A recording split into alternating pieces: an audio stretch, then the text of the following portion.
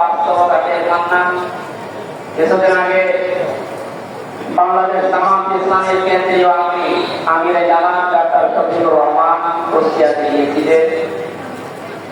প্রায় ৫,০০০ মানুষকে নিয়ে একটা অনুষ্ঠান করলেন, যারা ১৬ জন শহীদ হয়েছিল কুষ্টিয়ায়। বাংলাদেশ জামাত ইসলামের পক্ষ থেকে ২ লক্ষ করে টাকা তাদের পরিবারের হাতে তিনি তুলে দিলেন। প্রায় ২.৫-৩ ঘন্টায় অনুষ্ঠানগুলো আমরা দেখলাম। বলে তো আগস্টের ৫ তারিখের আগে ৫,০০০ না, এরকম মানুষ যদি ৫ জন এক জায়গায় হইতো ১৪টা মামলা হইত। কোথায় ছিলাম আমরা, কোথায় এখন পৌঁছেছি, এরপরও যদি এটাকে কেউ নিয়ামত মনে না করে। গতকালকে একটা জরিপ আমি পেয়েছি, বাংলাদেশে ১০০ জনের ১৪ জন এখনো পর্যন্ত।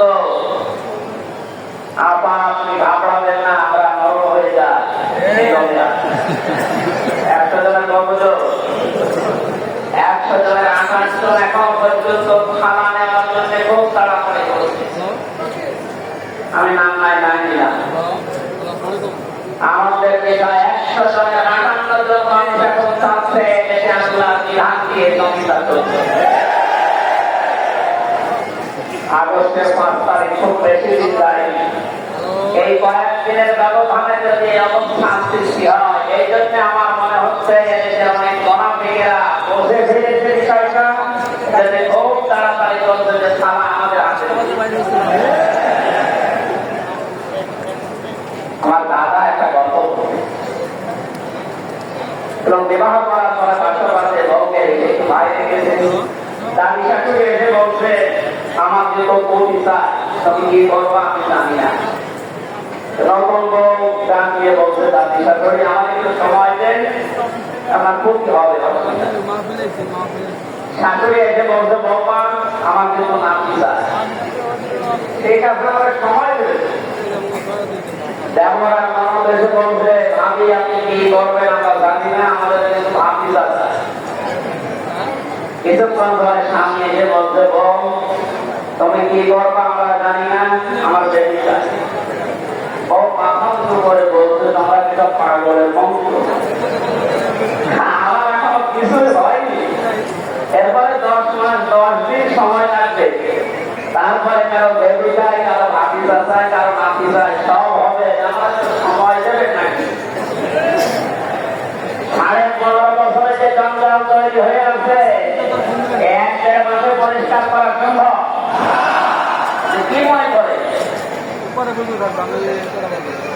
যারা দায়িত্ব পেয়েছে ছাত্র জনতার হাত থেকে, দেশের মানুষের হাত থেকে, তাদেরকে একটু সময় দেবেন নাকি?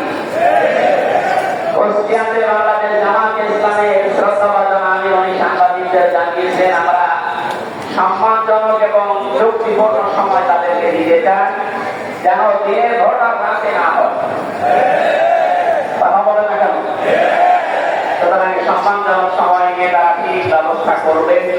যারা খুব তাড়াতাড়ি করছে যে ১০ মাস ১০ দিন সময় দেবেন না, এমনিতেই বেবি অনেকে ফেরাক করে নিয়ে আসবে বাড়ি থেকে। সুতরাং আমরা চাচ্ছি সংস্কার যখন আরম্ভ হয়েছে দেশে ১৬২৮টা চেয়ার আছে, দেশের মেন চেয়ার যিনি বানিয়েছে তার চেয়ার থেকে শুরু করে এদেশের অফিসারদের চেয়ার পর্যন্ত আপনি গণনা করবেন ১৬২৮টা চেয়ার।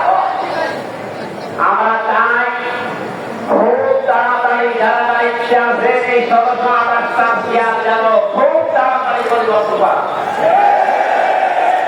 কারণ এগুলো সব ওই জালেমদের মতো।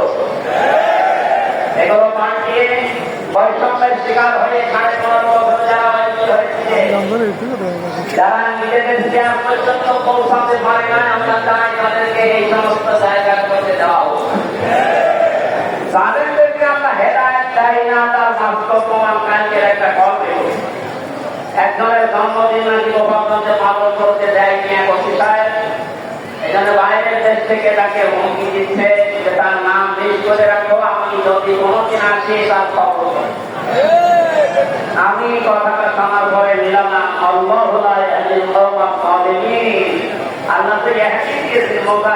বর্তমান ভবিষ্যৎ